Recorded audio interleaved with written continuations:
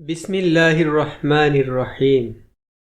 কবিরা গুনাহ বইটিতে উল্লিখিত ৪ নম্বর কবিরা গুনাহ, নামাজে শৈথিল্য প্রদর্শন। আল্লাহ তাআলা বলেন, অতঃপর সেই সব নবীর পর এমন উত্তরাধিকারীরা এলো যারা নামাজকে নষ্ট করল ও প্রবৃত্তির কামনা বাসনা অনুসারে কাজ করল। তারা অবশ্যই গায়েতে পতিত হবে। তবে যারা তওবা করে, ঈমান আনে ও নেক আমল করে তাদের কথা স্বতন্ত্র। মারিয়াম। হযরত ইবনে আব্বাস রাদিয়াল্লাহু আনহু বলেন, নামাজকে নষ্ট করার অর্থ পুরোপুরি তরফ করা বা বর্জন করা নয়। এর অর্থ হলো নির্দিষ্ট সময়ের পরে পড়া বা কাজা করা। হযরত সাঈদ ইবনুল মুসাইয়াব বলেন, এর অর্থ পরবর্তী নামাজের সময় না এসে পড়া পর্যন্ত নামাজ বিলম্বিত করা। এটা করতে যে অভ্যস্ত হয়ে যায় এবং এই অভ্যাসের উপর তওবা না করেই মারা যায়, আল্লাহ তাকে গায়ে নামক স্থানে নিক্ষেপের হুমকি দিয়েছেন।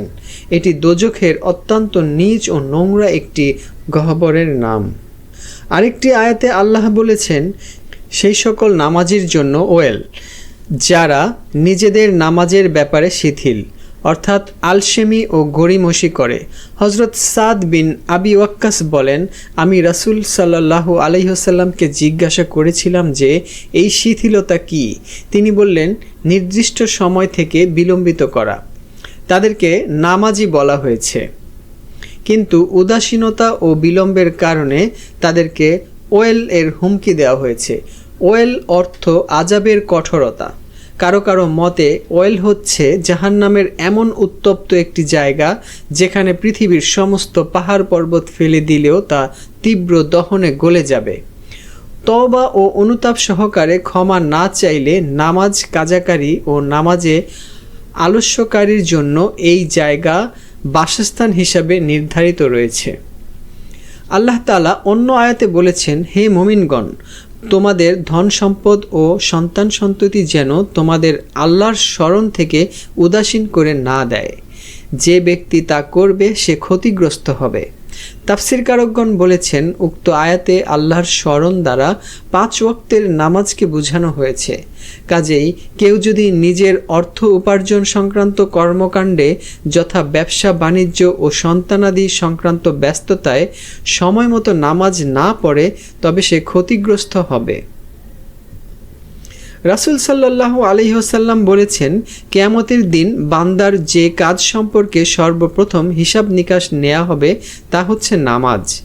হিসাব দিতে সক্ষম হলে মুক্তি, নচেত ব্যর্থতা অবধারিত। জাহান্নামবাসীদের সম্পর্কে আল্লাহ বলেন, জান্নাতবাসী তাদেরকে জিজ্ঞাসা করবে, কোন কারণে তোমরা দোজখে গেলে? তারা জবাব দিবে, আমরা নামাজ আদায়কারীদের অন্তর্ভুক্ত ছিলাম না। রাসূল সাল্লাল্লাহু আলাইহি ওয়াসাল্লাম বলেছেন, অমুসলিমদের ও আমাদের মাঝে যে অঙ্গীকার তা হচ্ছে নামাজ সংক্রান্ত। নামাজকে যে ত্যাগ করলো সে কাফের। তিনি আরও বলেছেন, বান্দার ও তার কাফের হওয়ার মাঝে কেবল নামাজ তরকের ব্যবধান। সহিহ বুখারীতে আছে, রাসূল সাল্লাল্লাহু আলাইহি ওয়াসাল্লাম বলেছেন, যার আসরের নামাজ ছুটে যায় তার সমস্ত সৎ কাজ বৃথা হয়ে যায়। অপর হাদিসে রাসূল সাল্লাল্লাহু আলাইহি ওয়াসাল্লাম বলেন, যে ব্যক্তি ইচ্ছাকৃতভাবে নামাজ ত্যাগ করে আল্লাহ তার দায়িত্ব থেকে মুক্ত। সহিহ আল বুখারী ও সহিহ মুসলিমে উমর রাদিয়াল্লাহু আনহু কর্তৃক বর্ণিত হাদিসে রাসূল সাল্লাল্লাহু আলাইহি ওয়াসাল্লাম বলেন, মানুষ যতক্ষণ এক আল্লাহকে মাবুদ হিসাবে মেনে না নেবে, নামাজ কায়েম ও যাকাত আদায় না করবে, ততক্ষণ তাদের সাথে যুদ্ধ করতে আমি আদিষ্ট। এ কাজগুলো যারা করবে তাদের রক্ত ও সম্পদ আমার হাত থেকে নিরাপদ, তবে ন্যায়সঙ্গত কারণ থাকলে ভিন্ন কথা। তাদের হিসাব গ্রহণের দায়িত্ব আল্লাহ তাআলার। এ হাদিসে ব্যাখ্যা প্রসঙ্গে উমর রাদিয়াল্লাহু আনহু বলেন, নামাজ ত্যাগকারী ইসলামের প্রদত্ত কোনো সুযোগ সুবিধা ও নিরাপত্তা ভোগ করতে পারবে না। রাসূল সাল্লাল্লাহু আলাইহি ওয়াসাল্লাম আরও বলেছেন, যে ব্যক্তি যথারীতি নামাজ আদায় করবে তা কিয়ামতের দিন তার জন্য মুক্তির ওসিলা, আলোকবর্তিকা ও যুক্তি প্রমাণ হবে। আর যে যথারীতি নামাজ আদায় করবে না তার জন্য তা আলোকবর্তিকাও হবে না, যুক্তি প্রমাণও হবে না, মুক্তির ওসিলাও হবে না। অধিকন্তু সে কিয়ামতের দিন ফিরআউন, কারুন, হামান ও উবাই বিন খালাফের সঙ্গী হবে। এ হাদিসের ব্যাখ্যায় কোনো মুসলিম মনীষী বলেছেন যে উল্লেখিত 4 জন কুখ্যাত কাফেরের সাথে বেনামাজির হাসর হওয়ার কারণ এই যে নামাজ তরকের কারণ 4 রকমের হয়ে থাকে: অর্থ সম্পদের রক্ষণাবেক্ষণ, রাষ্ট্রীয় ব্যস্ততা, প্রশাসনিক ব্যস্ততা ও বাণিজ্যিক ব্যস্ততা। নামাজ পরিত্যাগের কারণ প্রথমটি হলে কারুনের সাথে, দ্বিতীয়টি হলে ফেরাউনের সাথে, তৃতীয়টি হলে হামানের সাথে এবং চতুর্থটি হলে মক্কার বিশিষ্ট ব্যবসায়ী উবাই বিন খালাফের সাথে তার হাসর হবে।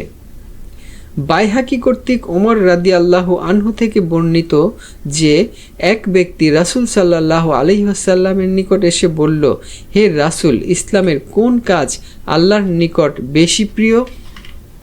রাসূল সাল্লাল্লাহু আলাইহি সাল্লাম বললেন, যথাসময়ে নামাজ পড়া। যে ব্যক্তি নামাজ ছেড়ে দিল তার ধর্ম নেই। নামাজ ইসলামের খুঁটি।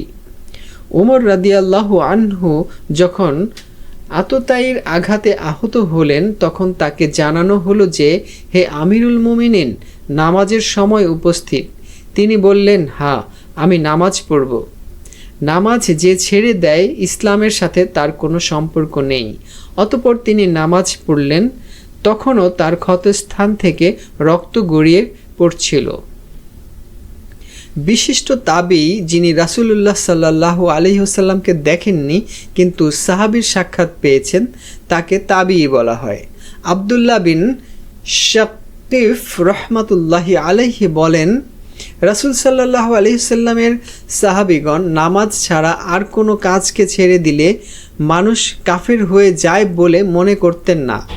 আলী রাদিয়াল্লাহু আনহু ও ইবনে মাসউদ রাদিয়াল্লাহু আনহু বেনামাজিকে সুস্পষ্টভাবে যথাক্রমে কাফের ও বেদিন বলেছেন। ইবনে আব্বাস বলেছেন, ইচ্ছাকৃতভাবে এক ওয়াক্ত নামাজ তরক করলেও আল্লাহর সাথে যখন সাক্ষাৎ হবে তিনি ক্রুদ্ধ থাকবেন।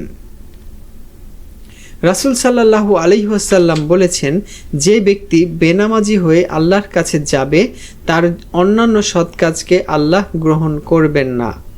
তাবরানী।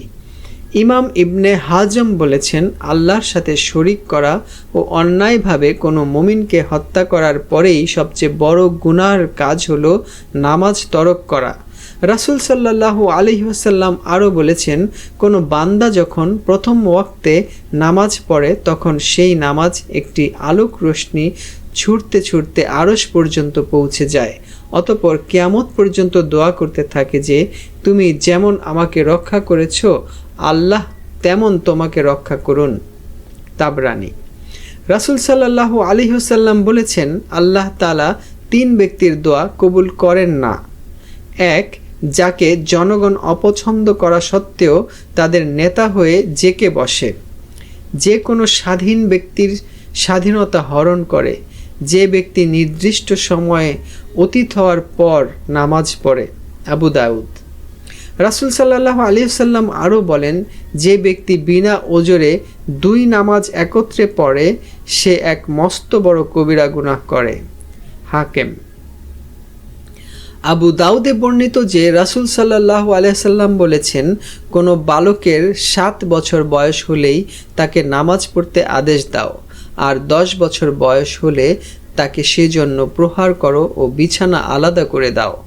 ইমাম খাত্তাবী বলেন, এ হাদিস থেকে বোঝা যায় প্রাপ্তবয়স্কের নামাজ তরকের জন্য আরও কঠোর শাস্তি প্রযোজ্য। শাফি মাযহাবের কারো কারো মতে ইচ্ছাকৃতভাবে নামাজ তরককারী প্রাপ্তবয়স্ক ব্যক্তিকে সর্বোচ্চ মৃত্যুদণ্ড দেয়া যাবে।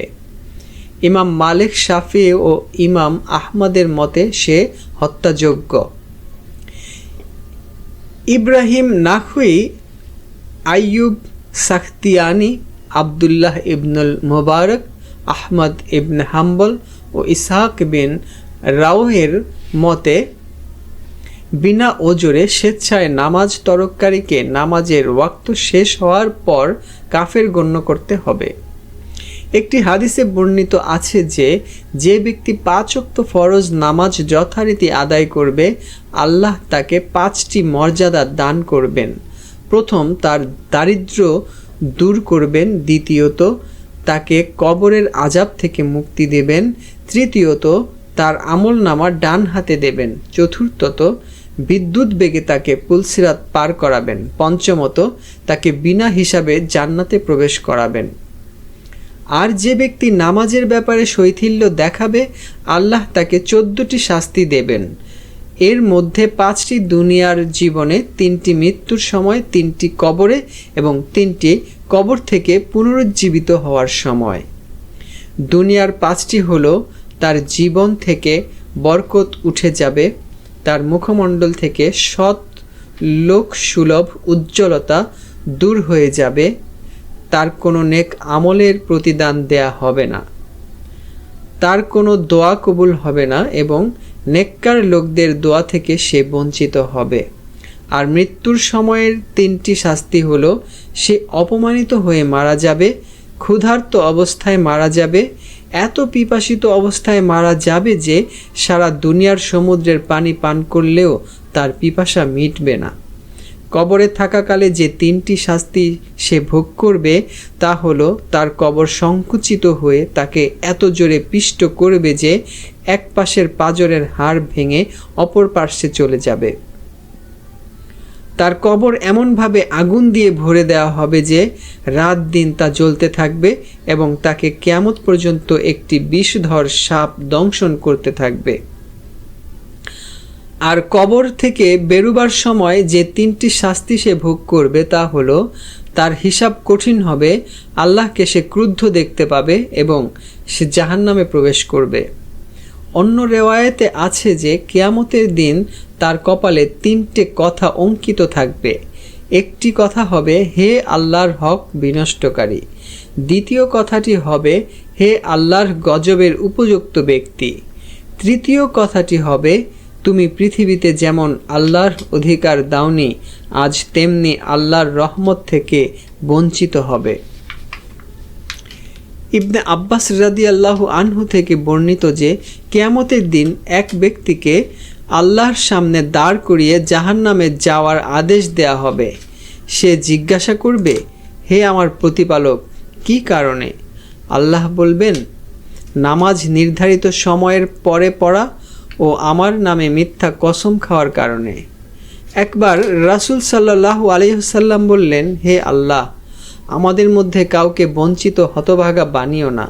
তারপর উপস্থিত সাহাবীদেরকে জিজ্ঞাসা করলেন, তোমরা কি জানো বঞ্চিত হতভাগা কে? সাহাবীগণ বললেন, হে আল্লাহর রাসূল, কে? তিনি বললেন, নামাজ তরককারী।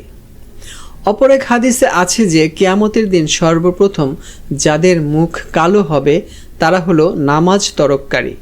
জাহান্নামে মালহাম নামক একটা অঞ্চল আছে, সেখানে বহু সাপ থাকে। তার প্রতিটি সাপ উটের ঘাড়ের মতো মোটা এবং প্রায় 1 মাসের পথের সমান লম্বা। এই সাপ নামাজ তরককারীকে দংশন করবে। তার বিষ তার শরীরে 70 বছর ধরে যন্ত্রণা দিতে থাকবে। অবশেষে তার গোশত খসে খসে পড়বে। বর্ণিত আছে যে বনি ইসরাইলের এক মহিলা একবার মুসা আলাইহিস সালামের কাছে এলো। সে বলল, হে আল্লাহর রাসূল, আমি একটি ভীষণ পাপের কাজ করেছি, পরে তওবাও করেছি। আপনি দোয়া করুন যেন আল্লাহ আমাকে ক্ষমা করেন। মুসা আলাইহিস সালাম বললেন, তুমি কি গুনাহ করেছো? সে বলল, আমি ব্যভিচার করেছিলাম, অতঃপর একটি অবৈধ সন্তান প্রসব করি এবং তাকে হত্যা করে ফেলি। মুসা আলাইহিস সালাম বললেন, হে মহাপাতকিনী, এক্ষুনি বেরিয়ে যাও। আমার আশঙ্কা আকাশ থেকে এক্ষুনি আগুন নামবে এবং তাতে আমরা সবাই ভস্মীভূত হয়ে যাব। মহিলাটি ভগ্ন হৃদয়ে বেরিয়ে গেল। অল্পক্ষণ পরেই জিবরাইল আলাইহিস সালাম এলেন। তিনি বললেন, হে মুসা, আল্লাহ আপনাকে জিজ্ঞাসা করেছেন কি কারণে এই তওবাকারিণীকে তাড়িয়ে দিলেন। তার চেয়েও কি কোনো অধম মানুষকে আপনি দেখেননি? মুসা আলাইহিস সালাম বললেন, হে জিবরাইল, এর চেয়ে পাপিষ্ঠ কে আছে? জিবরাইল আলাইহিস সালাম বললেন, ইচ্ছাকৃতভাবে নামাজ তরককারী। অপর একটি ঘটনায় বর্ণিত আছে যে এক ব্যক্তি তার বোনের দাফন কাফন সম্পন্ন করে বাড়ি ফিরে গিয়ে দেখল তার মানিব্যাগটি নেই। পরে তার মনে হলো ওটা কবরের ভেতর পড়ে গেছে, তাই সে ফিরে গিয়ে কবর খুঁড়ল, দেখল সমস্ত কবর জুড়ে দাউ দাউ করে আগুন জ্বলছে। সে পুনরায় মাটি চাপা দিয়ে কাঁদতে কাঁদতে বাড়ি গেল।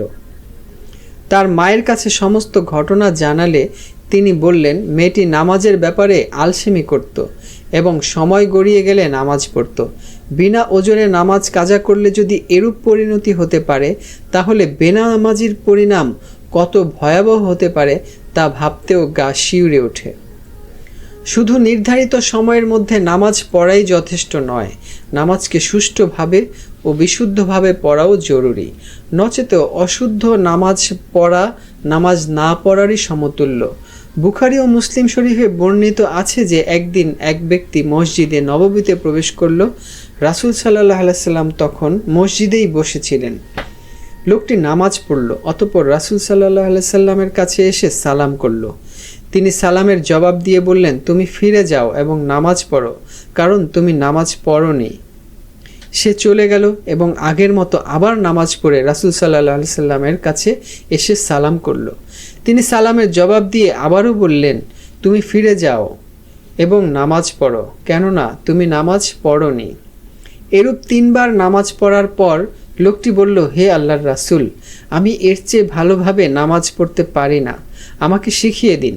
তিনি বললেন, প্রথমে নামাজে দাঁড়িয়ে তাকবীর বলবে, অতঃপর যতটুকু পারো কোরআন পাঠ করো, অতঃপর রুকু করো এবং রুকুতে গিয়ে স্থির হও, অতঃপর উঠে সোজা হয়ে দাঁড়াও, তারপর সিজদা দাও এবং সিজদায় গিয়ে স্থির হও, তারপর স্থির হয়ে বসো, অতঃপর আবার সিজদা দাও এবং সিজদায় স্থির হও, এভাবে নামাজ শেষ করো।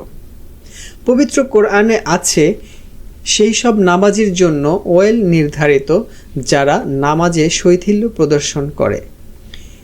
এর তাফসিরে হাদিসে আছে যে যারা রুকু ও সিজদা ঠিক মতো করে না এবং কেবল ঠোকাঠুকি করে তাদেরকে বোঝানো হয়েছে। একটি হাদিসে আছে যে সবচেয়ে বড় চোর হলো সেই ব্যক্তি যে নামাজে চুরি করে। জিজ্ঞাসা করা হলো, কিভাবে নামাজে চুরি করা হয়? রাসূল সাল্লাল্লাহু আলাইহি ওয়াসাল্লাম বললেন, যথাযথভাবে রুকু সিজদা না করা ও বিশুদ্ধভাবে কোরআন না পড়া। আহমদ। রাসূল সাল্লাল্লাহু আলাইহি ওয়াসাল্লাম বলেন, যে ব্যক্তি রুকু ও সিজদার মধ্যবর্তী স্থানে পিঠ টান করে দাঁড়ায় না, আল্লাহ তার দিকে দৃষ্টি দেবেন না। আহমদ। রাসূল সাল্লাল্লাহু আলাইহি ওয়াসাল্লাম আরও বলেন, সেই ব্যক্তির নামাজ মুনাফিকের নামাজ, যে বসে বসে সূর্যকে প্রত্যক্ষ করতে থাকে আর সেই সূর্য শয়তানের 2 শিংয়ের মাঝে পৌঁছে যায়, অর্থাৎ অস্ত যাওয়ার অব্যবহিত পূর্বে অমনি উঠে দাঁড়ায় এবং 4 বার মাথা ঠোকে। ওই সময়ে আল্লাহকে সে খুব কমই স্মরণ করতে পারে। সহিহ আল বুখারী ও সহিহ মুসলিম।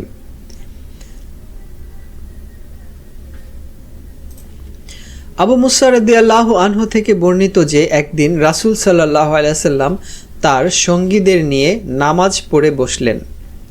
এই সময় এক ব্যক্তি এসে তাড়াতাড়ি রুকু সিজদা করে নামাজ পড়ল। রাসূল সাল্লাল্লাহু আলাইহি ওয়াসাল্লাম বললেন, তোমরা ওই ব্যক্তিকে দেখতে পাচ্ছ? সে যদি এই অবস্থায় মারা যায় তবে মুহাম্মদ সাল্লাল্লাহু আলাইহি ওয়াসাল্লামের উম্মতের বহির্ভূত অবস্থায় মারা যাবে। কাক যেমন তার চঞ্চু দিয়ে রক্তে ঠোকর মারে, সে সেই রকম ঠোকর মেরে নামাজ সারল। সহিহ আবু বকর বিন হুজাইমা। রাসূল সাল্লাল্লাহু আলাইহি ওয়াসাল্লাম আরও বলেছেন, যখনই কেউ নামাজ পড়ে তখন একজন ফেরেশতা তার ডানে এবং একজন ফেরেশতা তার বামে থাকে। সে যদি সুষ্ঠুভাবে নামাজ শেষ করে তবে তারা উভয়েই সেই নামাজকে নিয়ে আল্লাহর কাছে পৌঁছায়, নচেত তারা তা তার মুখের উপর ছুঁড়ে মারে। দারকুতনি। রাসূল সাল্লাল্লাহু আলাইহি ওয়াসাল্লাম আরও বলেছেন, যে ব্যক্তি সুষ্ঠুভাবে অজু করে অতঃপর নামাজে দাঁড়ায়, সুষ্ঠুভাবে রুকু সিজদা ও কোরআন পাঠ দ্বারা নামাজ সম্পন্ন করে, তার নামাজ তাকে বলে তুমি যেমন আমাকে সংরক্ষণ করেছ, তেমনি আল্লাহ তোমাকে রক্ষা করুন। অতঃপর তা আলোক রশ্মি ছড়াতে ছড়াতে আকাশের দিকে উঠে যায়। অতঃপর তার জন্য আকাশের দুয়ার খুলে যায় এবং আল্লাহর নিকট পৌঁছে গিয়ে উক্ত নামাজির পক্ষে সুপারিশ করে।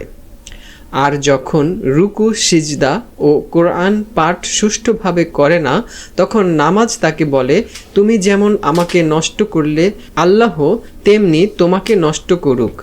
অতঃপর তা অন্ধকারে আচ্ছন্ন অবস্থায় আকাশে উঠে যায়। তার জন্য আকাশের দরজা বন্ধ হয়ে যায়। অতঃপর তাকে পুরানো কাপড়ের মতো গুটিয়ে নামাজির মুখের ওপর ছুঁড়ে মারা হয়। রাসূল সাল্লাল্লাহু আলাইহি ওয়াসাল্লাম আরও বলেছেন, নামাজ একটি দাড়িপাল্লা স্বরূপ। যে ব্যক্তি এই দাড়িপাল্লা পুরোপুরিভাবে মেপে দেয়, তাকে তার পুরস্কারও পুরোপুরিভাবে দেওয়া হবে। আর যে কম মেপে দেবে, তার সম্পর্কে কোরআনে বলা হয়েছে যে যারা মাপে কম দেয় তাদের জন্য অয়েল নির্দিষ্ট রয়েছে। মাপে কম দেয়া যেমন অন্যান্য জিনিসে হতে পারে, তেমনি নামাজেও হতে পারে। আর অয়েল হচ্ছে জাহান্নামের এমন উত্তপ্ত জায়গা যার উত্তাপ থেকে জাহান্নাম নিজেও আল্লাহর কাছে পানা চায়। মুসনাদে আহমদ।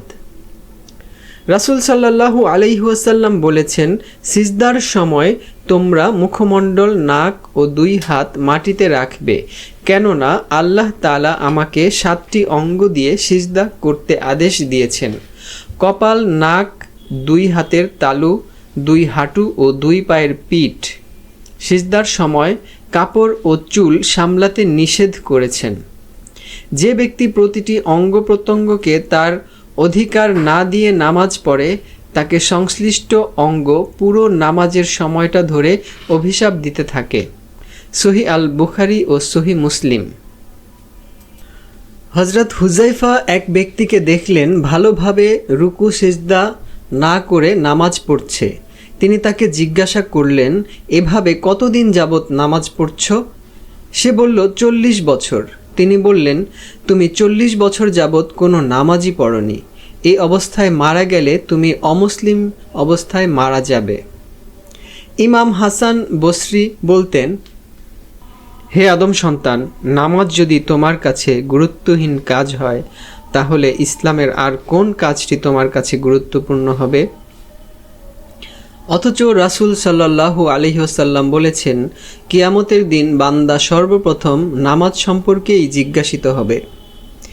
যদি সঠিকভাবে নামাজ পড়ে থাকে তাহলে সে মুক্তি পাবে, আর যদি নামাজ সুষ্ঠুভাবে না পড়ে থাকে তাহলে সে ব্যর্থকাম ও ক্ষতিগ্রস্ত হবে। আর যদি ফরজ নামাজে অসম্পূর্ণতা ধরা পড়ে, তবে আল্লাহ বলবেন, দেখো তো আমার বান্দার কোনো নফল কাজ আছে কিনা। যদি থাকে তবে তা দিয়ে ফরজের ত্রুটি পূর্ণ করা হবে। অনুরূপভাবে সকল কাজের বিচার অনুষ্ঠিত হবে। তিরমিজি। অতএব প্রত্যেক মুমিনের উচিত যতটা বেশি সম্ভব নফল আদায় করা, যাতে ফরজের ক্ষতি পূরণ করা যায়। এবার আমরা জানব জামাতে নামাজ না পড়ার শাস্তি প্রসঙ্গে। আল্লাহ তাআলা বলেন, যেদিন কঠিন সময় উপস্থিত হবে এবং লোকদেরকে সিজদা করার জন্য ডাকা হবে, তখন তারা সিজদা করতে পারবে না। তাদের দৃষ্টি নিচু হবে, লাঞ্ছনা, অপমান তাদের উপর চেপে বসবে। তারা যখন সুস্থ ও নিরাপদ ছিল, তখন তাদেরকে সিজদা করার জন্য ডাকা হচ্ছিল, কিন্তু তারা তা অস্বীকার করত। সূরা আল কলম। এই আয়াতের প্রথমাংশে কিয়ামতের দিনের দৃশ্য দেখানো হয়েছে। তাদের ওপর অবমাননার ছাপ থাকবে, অথচ দুনিয়ার জীবনে তাদেরকে সিজদা করতে ডাকা হতো। ইব্রাহিম তাইমি এর ব্যাখ্যা প্রসঙ্গে বলেন, অর্থাৎ আজান ও ইকামত দ্বারা তাদেরকে ফরজ নামাজের দিকে ডাকা হতো। সাইদ ইবনুল মুসাইয়াব বলেন, তারা আজান শুনত, অথচ সুস্থ সবল থাকা সত্ত্বেও জামাতে হাজির হতো না।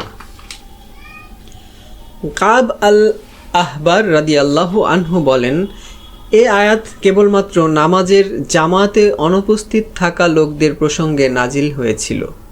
এ থেকে বিনা ওজরে জামাতে উপস্থিত না হওয়ার কি ভয়ঙ্কর পরিণাম তা জানা যায়। বুখারী ও মুসলিম শরীফের হাদিসে রাসূল সাল্লাল্লাহু আলাইহি ওয়াসাল্লাম বলেন, আমার ইচ্ছা হয় নামাজের জামাত অনুষ্ঠিত হোক, তাতে আমি একজন ইমাম নিয়োগ করি, অতঃপর শুকনো কাঠ বহনকারী একদল লোক সাথে নিয়ে যারা জামাতে আসেনি তাদের বাড়িতে গিয়ে তাদের বাড়ি জ্বালিয়ে দেই। মুসলিম শরীফের হাদিসে আছে যে এক অন্ধ ব্যক্তি রাসূল সাল্লাল্লাহু আলাইহি ওয়াসাল্লামের কাছে এসে বলল, হে রাসূল, আমাকে মসজিদে নিয়ে যেতে পারে এমন কেউ নেই, আমাকে বাড়িতে নামাজ পড়ার অনুমতি দিন। রাসূল সাল্লাল্লাহু আলাইহি ওয়াসাল্লাম তাকে অনুমতি দিলেন। সে চলে যেতে উদ্যত হলে তাকে ডেকে বললেন, তুমি কি আজান শুনতে পাও?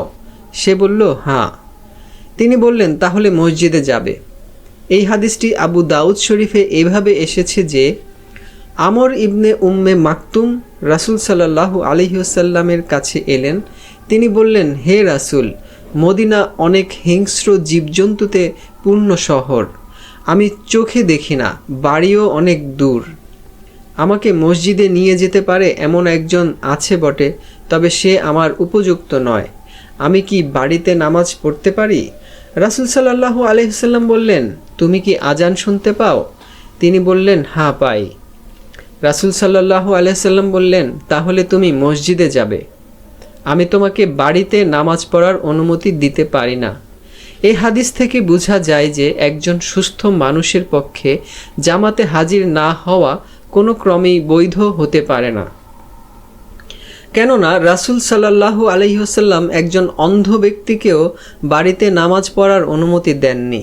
এজন্য ইবনে আব্বাসকে যখন জিজ্ঞাসা করা হলো যে এক ব্যক্তি সব সময় দিনে রোজা রাখে এবং রাতে নামাজ পড়ে, কিন্তু জামাতে নামাজ পড়ে না, তার কি হবে?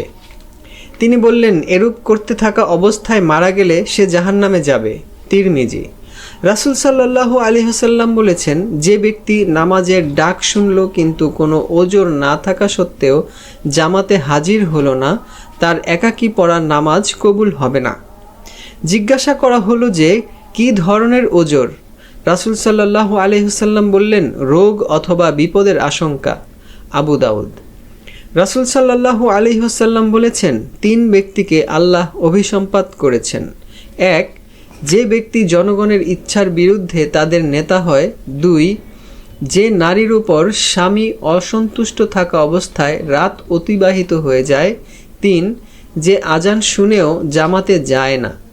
আলী রাদিয়াল্লাহু আনহু বলেন, মসজিদের প্রতিবেশীর নামাজ মসজিদে ছাড়া জায়েজ নয়। তাকে জিজ্ঞাসা করা হলো, মসজিদের প্রতিবেশী কে? তিনি বললেন, যে বাড়িতে বসে আজান শুনতে পায়। বুখারী শরীফের এক হাদিসে আব্দুল্লাহ ইবনে মাসউদ রাদিয়াল্লাহু আনহু বলেন, আমরা নামাজের জামাতে অনুপস্থিত ব্যক্তিকে মুনাফিক অথবা রোগী ছাড়া আর কিছু ভাবতাম না।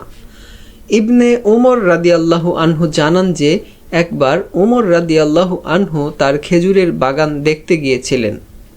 এসে দেখেন আসরের জামাত শেষ হয়ে গেছে। তিনি তৎক্ষণাৎ ওই খেজুরের বাগান দরিদ্র লোকদের নামে সাদকা করে দিলেন, যাতে তা জামাত ছুটে যাওয়ার ক্ষতি পূরণ করে দেয়। নামাজ পড়ার ব্যাপারে সবচেয়ে বেশি গুরুত্ব দেওয়া উচিত ঈশা ও ফজরের নামাজকে, কেননা রাসূল সাল্লাল্লাহু আলাইহি ওয়াসাল্লাম বলেছেন, এই দুটি নামাজ অর্থাৎ ফজর ও ঈশা মুনাফিকের জন্য সবচেয়ে কঠিন।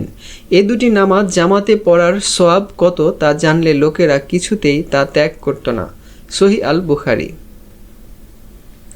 ইবনে ওমর রাদিয়াল্লাহু আনহু বলেন, যখন কেউ ফজর ও ঈশার জামাতে অনুপস্থিত থাকত, তখন আমরা মনে করতাম সে মুনাফিক হয়ে গেছে। ইমাম বুখারী ও ইমাম মুসলিমের ওস্তাদ উবাইদুল্লাহ বিন ওমর কাওয়ারিরি বলেন যে, আমি কখনো ঈশার নামাজ জামাতে পড়তে ভুলতাম না, কিন্তু একদিন আমার বাড়িতে এক মেহমান আসায় তাকে নিয়ে ব্যস্ত হওয়ার কারণে ঈশার জামাত ধরতে পারলাম না। পরে ঈশার নামাজ 27 বার পড়লাম, কারণ হাদিসে আছে জামাতে নামাজের সওয়াব 27 গুণ বেশি। কিন্তু রাত্রে স্বপ্নে দেখলাম আমি একদল ঘোড়সওয়ারের সাথে দৌড়ে পাল্লা দিচ্ছি, কিন্তু আমি পেছনে পড়ে যাচ্ছি। যারা আগে ছিল তারা বলল, তুমি কখনো আমাদেরকে ধরতে পারবে না, কারণ আমরা এশার নামাজ জামাতে পড়েছি আর তুমি পড়েছ একাকী।